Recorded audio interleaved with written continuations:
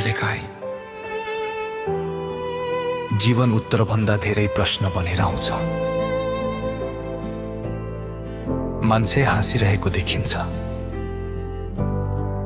तर भित्रभित्रै ऊ आफैसँग हारिरहेको हुन्छ।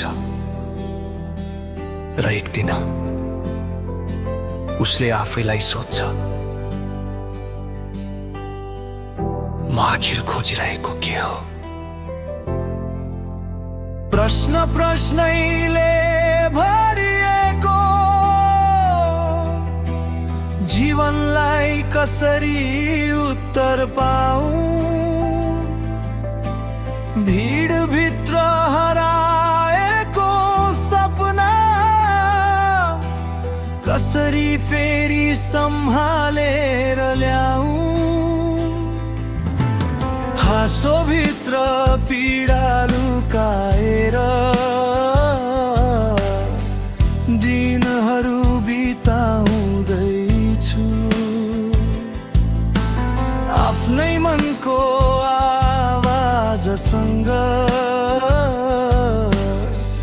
हरेक रात लड्दैछु।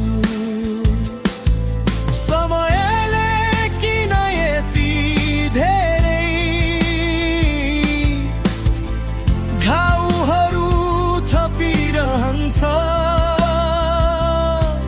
टुटेको यो मुटुभित्र आशा किन बाँचिरहन्छ? सायद उत्तर शब्दमा छैन, सायद आँसुभित्र लुकेको छ। हार मान्न खोज्ने यो मनमा फेरि बाँच्ने शक्ति बाँकी छ।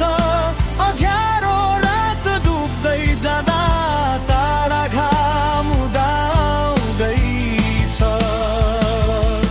हराएको मेरो विश्वास पनि फेरि आफै फर्किँदैछ।